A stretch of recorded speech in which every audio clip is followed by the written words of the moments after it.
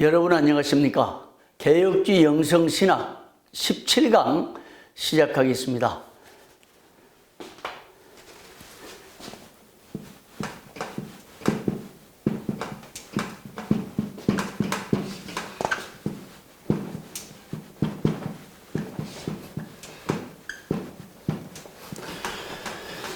오늘은 세 번째입니다. 큰 번호 세 번째로 개혁주의 영성의 유형에 대해서요.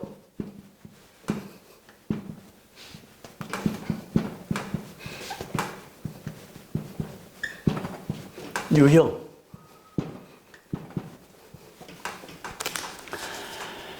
지난 시간에 우리는 하나님과 교제를 통한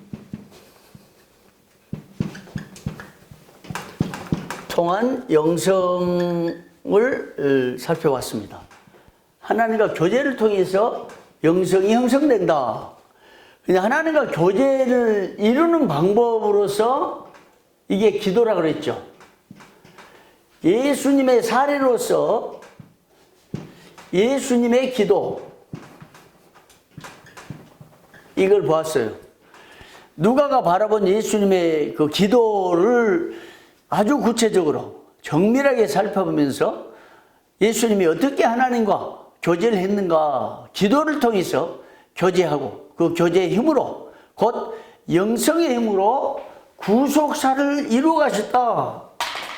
이게 굉장히 중요한, 기도의 힘으로 이 엄청난 구속사를 이끌어 가셨다. 대단한 능력이죠. 세상을 뒤바꿀 수 있는 힘이었습니다. 하나님의 구원의 섭리를 이룰 수 있는 능력이었습니다.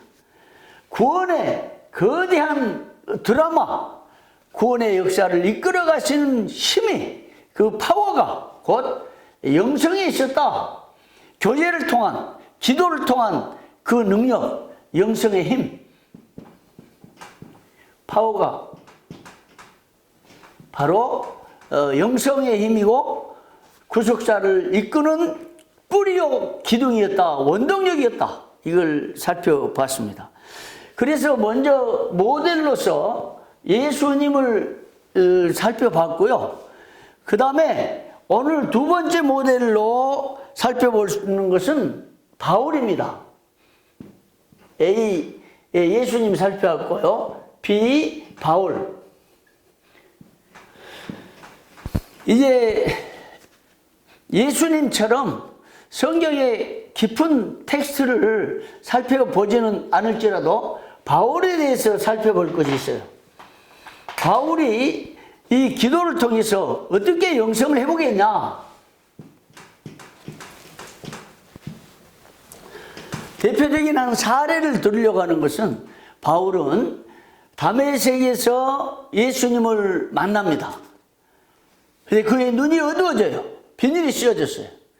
그리고 정말 아무것도 보지 못한 가운데 그 동료들에 의해서 결국 눈이 띄어졌고, 그가 행했던 것은 갈라디아서에 보면 아라비아로 가는 거예요.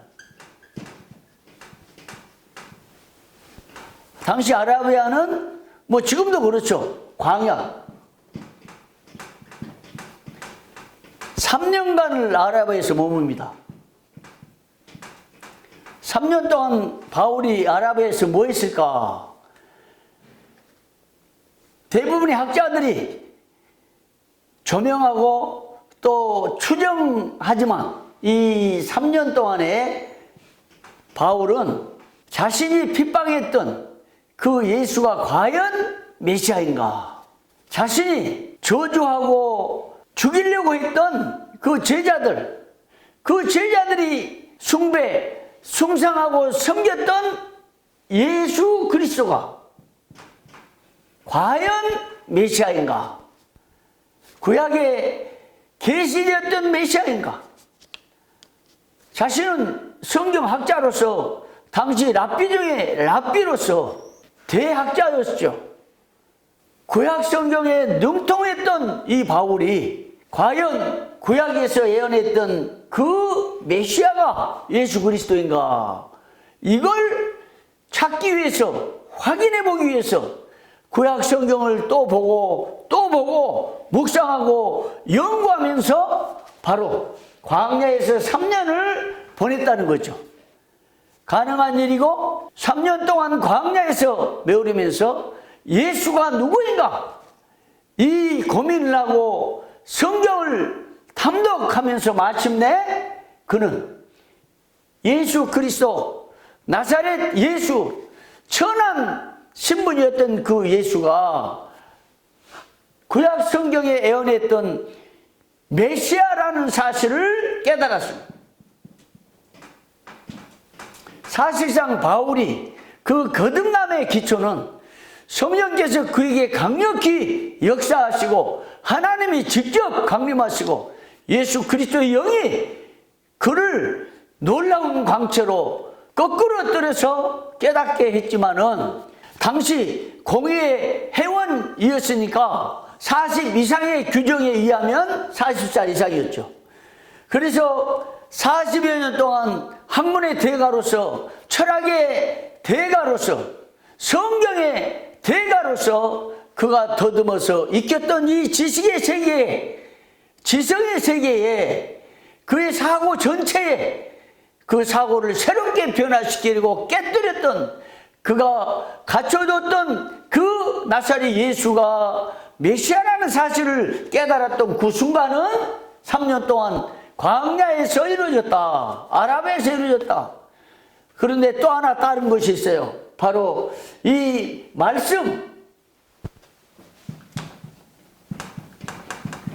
말씀을 통해서 메시아를 깨닫고 그 다음에 기도라는 거예요. 3년간 그는 광야에서 머무르면서 하나님 앞에 부르짖으면서 내가 핍박했던 예수가 누굽니까? 나사렛 예수, 그 목수, 천박한 목수, 죄인이고 인간인 그 예수가 십자가에 죽었는데 로마법의 가장 잔인한 방법으로 죽었는데 그 예수가 과연 누구인가? 기도하면서 광야 3년 동안 외치며 몸부림치며 말씀과 기도에 전력하다가 마침내 그는 예수는 메시아다. 이걸 깨달은 거예요. 예수는 메시아다. 근데 단순히 메시아만 깨달은 게 아니에요. 바울이 이 시점에 깨달았던 것은 그 예수가 바로 자신을 위해서 자기 죄를 위해서 자기 허물을 위해서 자기 죄를 대신해서 십자가에 죽었다는 사실을 확신하고 깨닫게 된 것입니다. 바울, 예수 그리스도의 십자가, 그리스도의 십자가의 죽음은 바울 자신을 위한 죽음이었다. 자기 자신을 대신한 죽음이었다는 거예요. 자기를 구원하기 위한 죽음이었다는 거예요. 바로 이것이 바울이 깨달았던 복음입니다. 바울은 말씀과 기도를 통해서 이 위대한 복음을 깨닫게 된 거예요. 예수의 죽음은 나를 위한 죽음이었다. 예수의 죽음은 나를 대신한 죽음이었다. 예수의 십자가의 죽음은 내가 짊어져야 할 죄의 대가로서 죽은 죽음이었다. 나를 구원하기 위한 죽음이었다. 이 복음을 깨달은 것이 바로 복음의 기초가 기도였다. 이 기도를 통해서 이 위대한 복음을 깨닫게 된 거예요. 이 기도로 예수님이 기도로 구속사를 이루셨던 것처럼 바울은 이런 광야에서의 절박한 기도를 통해서 그리고 간절한 기도를 통해서 하나님과 깊은 교통을 통해서 위대한 복음을 깨닫고 그리고 마침내 이 복음으로 그 삶을 변화시키고 이 복음으로 삶을 끌어가면서 복음을 위한 제2의 인생을 살았던 것이 기도를 통한 영성의 능력, 하나님과 교제를 통한 이 영성의 위대함이 한 사람을 변화시켜서 오늘날 기독교의 교리를 세웠다 이거예요. 이 영성의 힘이, 기도를 통한 교제, 영성의 힘이 얼마나 위대합니까? 정말 놀라운 일이죠. 여러분, 이 기도를 통해서 하나님과 교제하고 교통하면서 영성을 개발할 때, 영성이 쌓여져 갈 때 깊은 영성으로 세상을 변화시키고 여러분의 삶이, 자신도 변화되고, 그래서 위대한 복음이 형성되고 위대한 삶이 표현되는, 표출되는 그런 기적과 축복이 있기를 바랍니다. 이것이 영성의 힘이고 기도의 힘이요. 예수님에 의해서 바울이 이런 놀라운 그 영성으로 인해서 이 땅에 기독교가 세워지게 됐다는 것입니다. 제가 중학교 2학년 때요, 전라남도 보성군, 저희 집은 이 벌교 대광교회인데 애당이라고 있습니다. 애당에서 순천로에 보성지방, 당시에는 그 도사경이라고 그랬는데 이게 왜 도를 가르치는 사경이라서 그런지 그냥 뭣도 모르고 도사경이 한다고 그러니까 부흥회죠. 그 보성지방에 있는 부흥회. 애당교회가 조그마했어요. 근데 당시에 기차를 타고 갔습니다. 기차 타고 중학교 2학년 때 이 부흥회를 갔는데요, 참 놀라운 세월이 50여 년이 지금 지났는데요, 그때 받았던 그 은혜가 얼마나 컸던지, 그리고 그때 받았던 그 은혜가 얼마나 깊이 새겨졌던지 그때 그 들었던 설교 말씀을 기억하는데, 바울의 아라비아의 눈물, 이 아라비아의 눈물을 제가 설교를 들었는데, 그분이 누구냐면 우리 합동 중정총회장으로 지금도 교단 지도자로 계시는 서기행 목사님.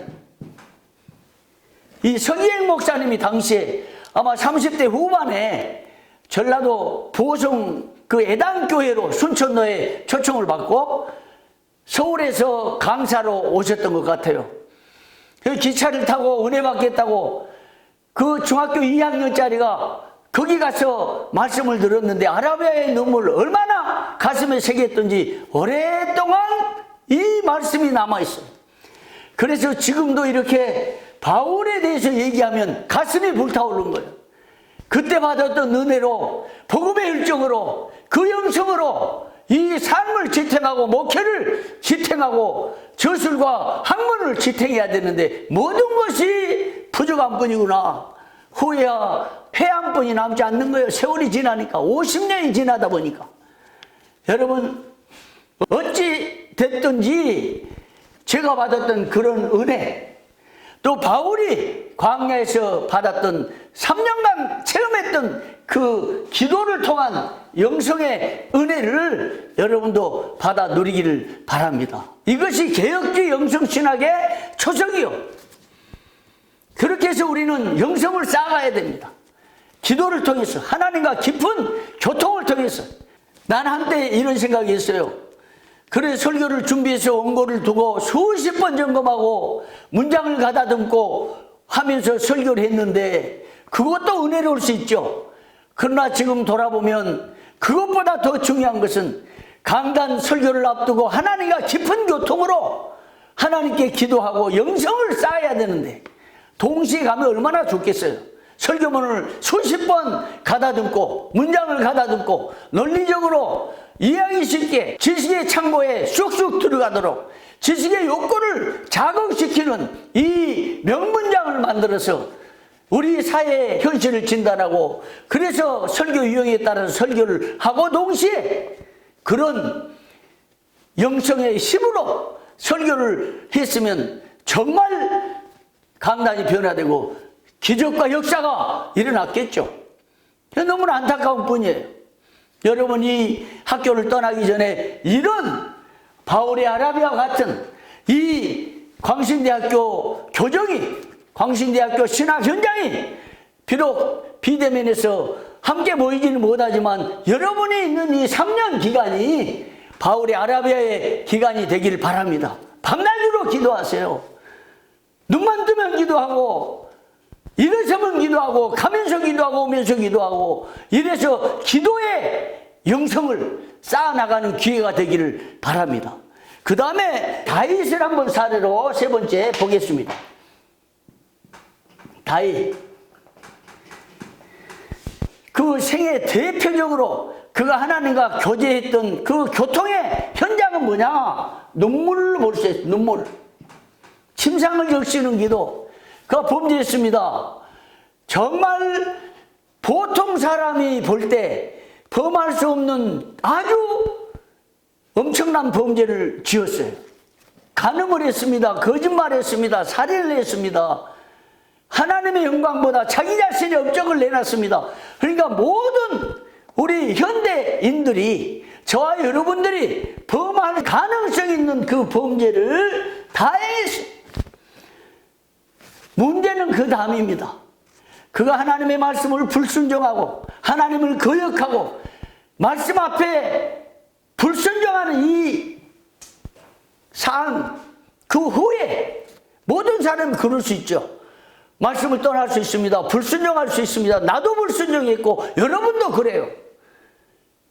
그 범죄의 가능성이 다 있는데 다윗은 그런 범죄 후에 선지자가 지적할 때 눈물로 통회하고 침상을 적시는 그 기도, 그 교제를 통해서 하나님이 그걸 기이 보시고 그를 불쌍히 여겨서 그의 영성이 대대로 영향을 끼치는, 성경의 전 시편에 그 영성이 흘러나옵니다.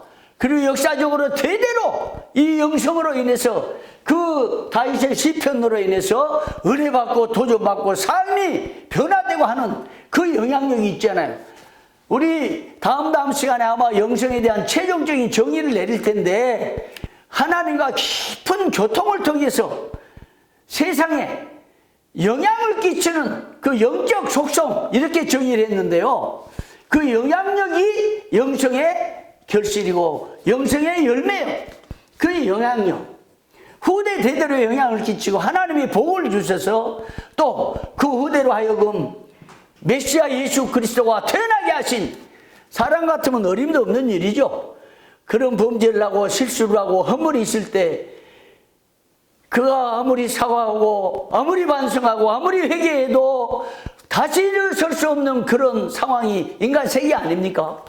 그런데 하나님께서는 그걸 용서하시고 덮고, 그래서 그 후대를 통해서 그 범죄한 다윗을 불러서 용서하시고 그 다음에 은혜를 주시고, 그래서 구속사를 이루신 메시아를 이 구속사의 주인공이 된 거 아니에요? 그래서 다윗의 눈물이, 다윗의 영성이, 다윗의 기도가, 다윗이 가졌던 하나님과 교통이 바로 구속의 씨앗이 되었다.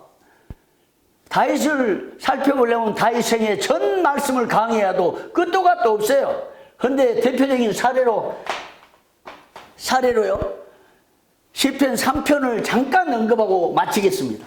시편 3편은 참 다윗에게는 기가 막힌 상황입니다.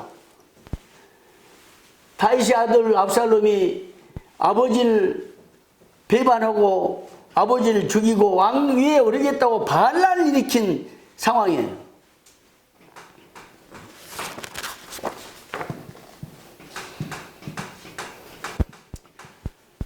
압살롬의 반란입니다. 기가 막힌 거죠. 아들이 왕이 되어야 되겠다고 반란군을 이끌고 공격이 옵니다. 아버지 다윗은 예루살렘에서 반란 소식을 듣고 하나님 앞에 입을 열고 기도합니다. 첫 마디가 여호와여. 3장 1절에 여호와여 이렇게 표현합니다. 야훼시여. 이 여호와는 당시의 구약에서 하나님의 절대 주권을 인정하는 하나님께 대한 그 고백, 야훼. 전 우주적인 하나님이 온 세상을 통치하시고 사람을 다스려 가시는 그 능력의 하나님, 절대 주권 역사의 주인이신 그 하나님 야훼. 야훼시여 그랬어요. 그런데요, 3장 전체에 야훼, 주, 하나님, 이런 용어가 10번 이상 나와요. 3장은 8절까지 있습니다. 8절 사이에 매 한 절에 한두 번씩 야훼시여 하나님이여 주여 하는, 결국 다윗은 그 반란 상황에 이르렀던 그 순간에 그 입술에 하나님을 습관처럼 부르는 삶이 형성이 되어 있어요. 이미 영성의 사람으로 그는 세워졌습니다. 비록 범죄했을지라도, 비록 하나님을 떠나 불순종했을지라도 그는 삶 속에 그 입술에는 야훼에 대한 이름, 입술이 그치지 않았어요. 여호와를 끊임없이 불렀습니다.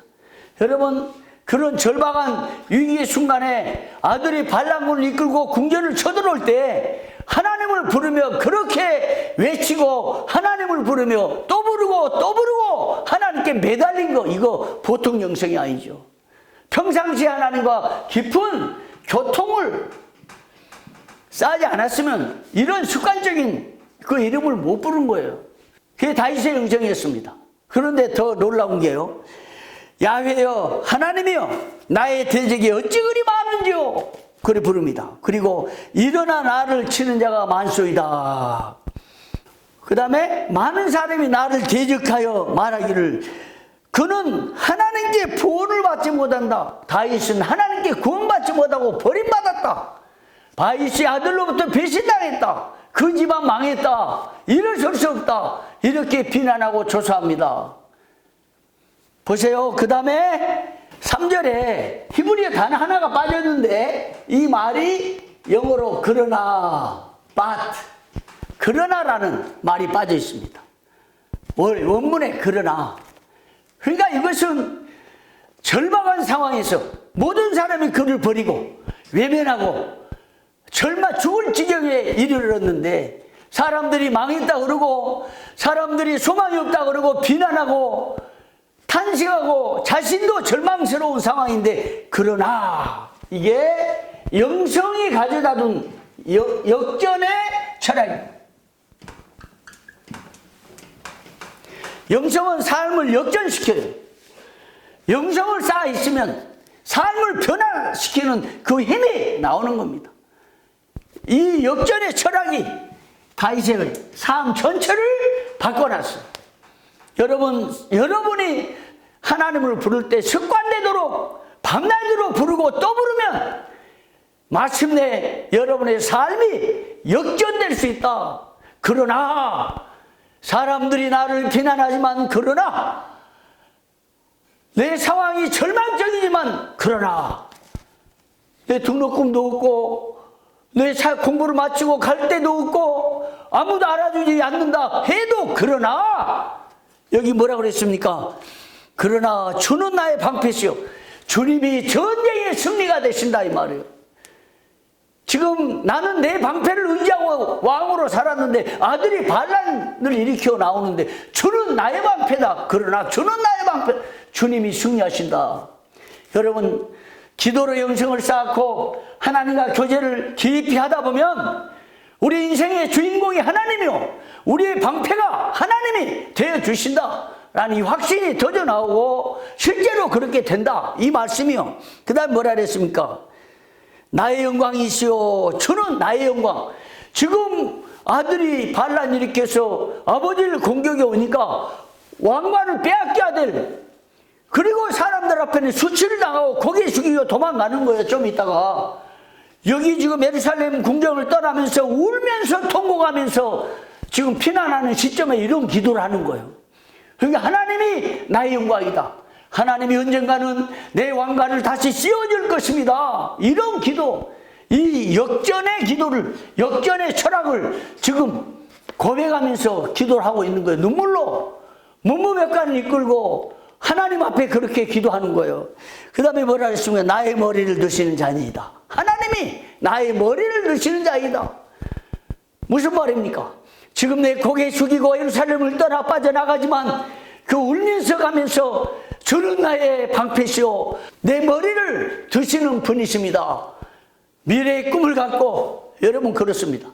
영성이 쌓여진 사람은 희망을 잃지 않습니다. 꿈을 잃어버리지 않습니다. 절망적인 환경에 이르러도 내 머리를 드시는 자이다. 하나님이 나의 영광이요 나의 손을 잡아준 분입니다. 이게 다윗의 영성의 힘이었어요. 하나님과 교제하는 사람이 이런 힘이 생기는 거야. 여러분이 영성신학을 공부하면서 이런 영적 힘을 얻고 또 도전받고 이렇게 주님 기도처럼 다윗의 기도처럼 기도에 올인하고 몰두하기를 바라며 이게 영성이요. 이게 개혁주의 영성이요. 영성가라고 해서 은사받고 신비력시에게 쓰러지고 방언하고 이게 아니에요. 이건 잘못된 길로 갈 수 있어요. 바른 영성이 아니에요. 표적 중심이 아닙니다. 삶을 변화시키는 영성, 삶을 변화시키는 힘, 어떤 상황에도 낭망하지 않고 다시 일어나 역전을 하는 하나님이 역전시켜주니까 그 확신 갖고 나가는 거예요.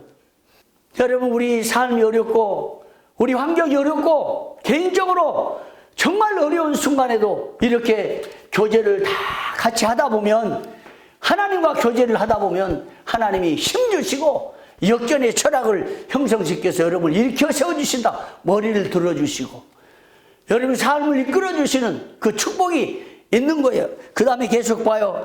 그래서 내가 나의 목소리를 하나님 앞에 부르짖으니 그 절망의 순간에 기도하겠습니까? 낙심하고 탄식하고 밤새 걱정하고 근심하고 미래를 계획하고 어떻게 이 길을 펼쳐나갈까 고민하고 어디서 가서 돈을 마련할까 어떻게 이 문제를 해결할까 대부분 그렇게 하는 거죠. 그런데 다윗은 위기의 순간 절망의 순간에 내가 나의 목소리를 여호와께 부르짖으니 그가 그 성산에서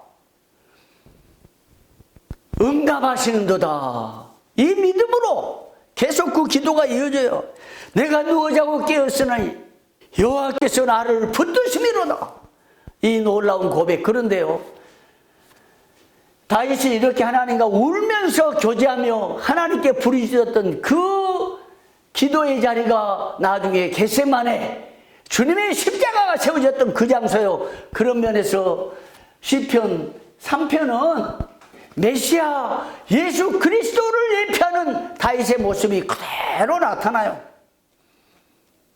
이 구속사의 주인공으로서 다윗이 시편 3편에 그대로 예표가 되고 있는 것입니다. 이 놀라운 영성이 기도를 통한 그 영성 여러분에게도 충만히 임하기를 바랍니다. 자, 오늘 성경의 사례를 통해서 간단히 우선 갈 길이 멀기 때문에 예수님과 바울과 다윗 얘기했어요. 다음 시간에는 칼빈의 기도론 정말 감동적이에요. 여러분 이미 책 읽으셨는데 안 읽어본 분들은 다음 시간에 칼빈의 기도론 부분을 1장에 영생의 거장을 만나다 그 1장에 한번 다시 보면 좋겠어요. 그냥 종교개혁이 이루어진 게 아닙니다. 칼빈의 학문이 종교개혁을 일으킨 게 아니에요. 칼빈의 열심히 뛰어난 머리가 종교개혁을 일으킨 기초가 아니고 칼빈이 그 기도, 영성 여기에 있었다는 걸 다음 시간에 우리 살펴보려고 합니다. 오늘 여기까지 마치겠습니다. 다음 시간에 만나겠습니다. 감사합니다.